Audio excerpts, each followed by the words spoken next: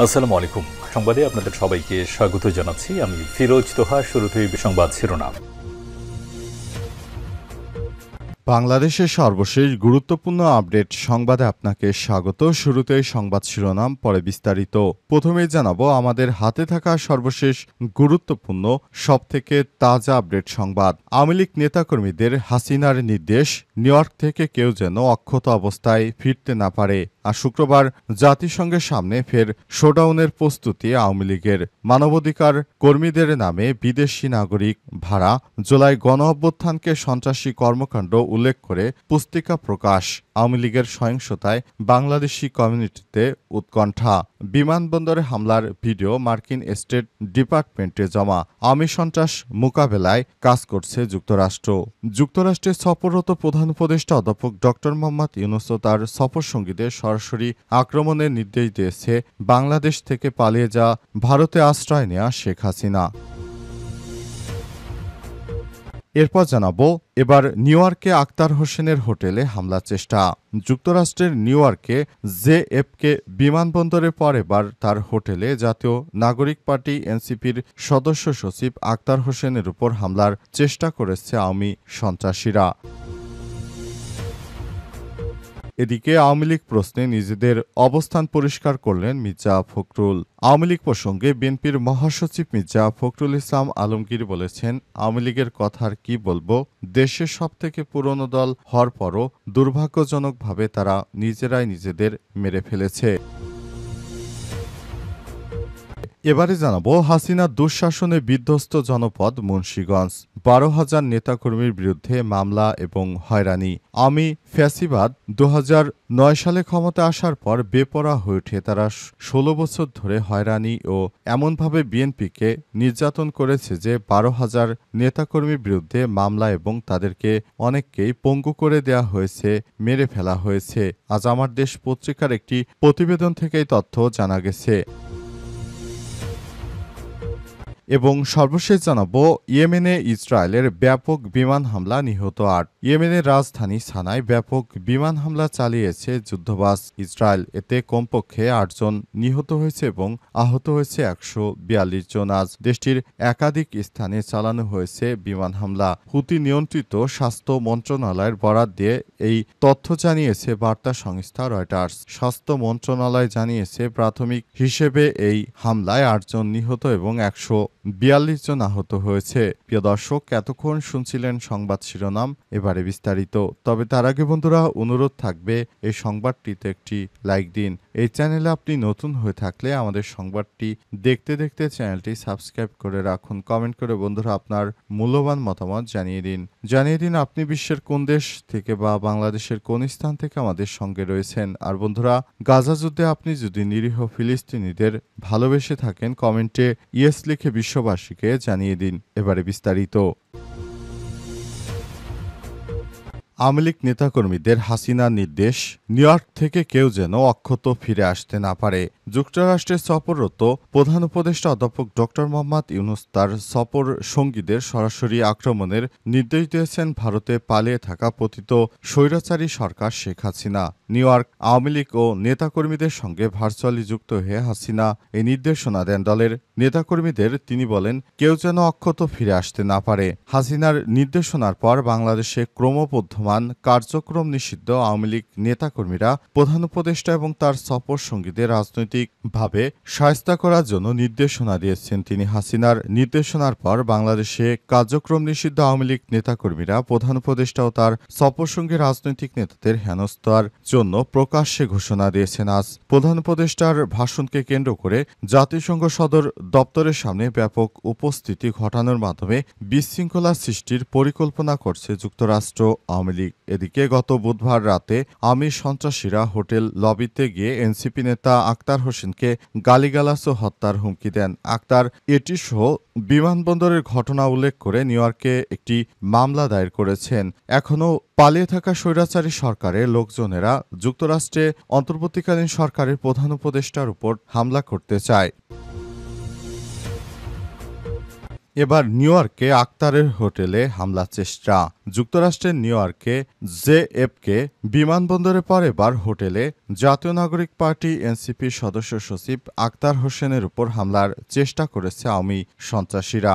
আক্তার হোসেনকে তারা হত্যা করতে চায়, এজন্য আক্তার হোসেনের উপর বিমানবন্দরে আওয়ামী লীগ হামলা করেছে। এবার তিনি যে হোটেলে থাকেন সেখানেও তারা হামলা করার চেষ্টা করেছে। অবস্থায় কোনোভাবে আক্তার হোসেনকে বাঁচানোর চেষ্টা করেছে এনসিপির নেতৃত্ববৃন্দরা। এরপর তারা ওই এলাকার একটি থানায় গিয়ে আওয়ামী লীগের 2 জনের নাম উল্লেখ সহ অজ্ঞাতনামা আরও 15 থেকে 20 জনকে আসামি করে একটি মামলা দায়ের করা হয়েছে। যুক্তরাষ্ট্রে আক্তারের উপর এই ধরনের হামলার ঘটনা কোনোভাবেই গ্রহণযোগ্য নয়। ইতিমধ্যে বাংলাদেশের বিভিন্ন জায়গায় পালিয়ে যাওয়া শেখ হাসিনা সরকারের প্রতিকৃতিতে ছাত্র জনতা ডিম নিক্ষেপ করেছে।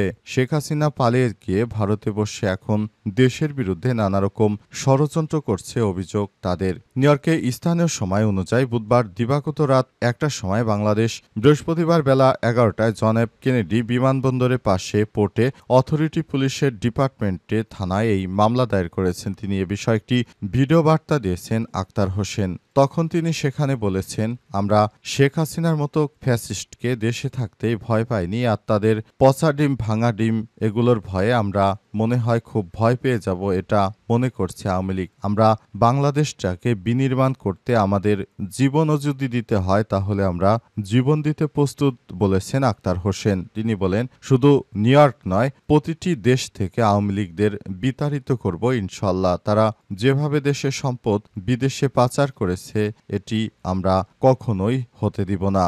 আমরা বাংলাদেশের মানুষকে নিয়ে দুর্বার আন্দোলন গড়ে তুলব এই পালিয়ে যাওয়া স্বৈরাচারী সরকারের বিরুদ্ধে। আওয়ামী লীগ প্রশ্নে নিজের অবস্থান পরিষ্কার করলেন মির্জা ফখরুল। আওয়ামী লীগ প্রসঙ্গে বিএনপির মহাসচিব মির্জা ফখরুল ইসলাম আলমগীর বলেছেন, আওয়ামী লীগের কথা আর কি বলবো, দেশের সবথেকে পুরনো দল হওয়ার পরেও দুর্ভাগ্যজনকভাবে তারা নিজেরাই নিজেদের মেরে ফেলেছে।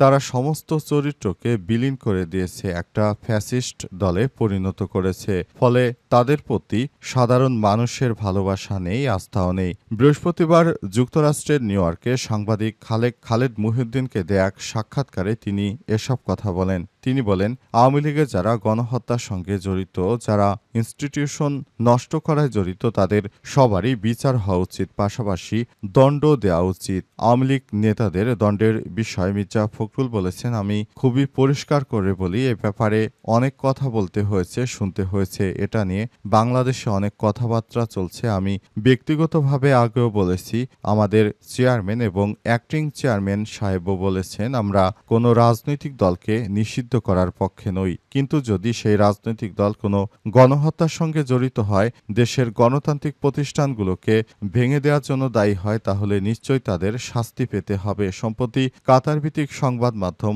এই সময় পত্রিকা মির্জা ফখরুলের সাক্ষাৎকারটি নিয়ে একটি প্রতিবেদন প্রকাশ করেছেন, যেখানে আওয়ামী লীগ ও জাতীয় পার্টিকে নির্বাচনে রাখার পক্ষে মত দেন তিনি।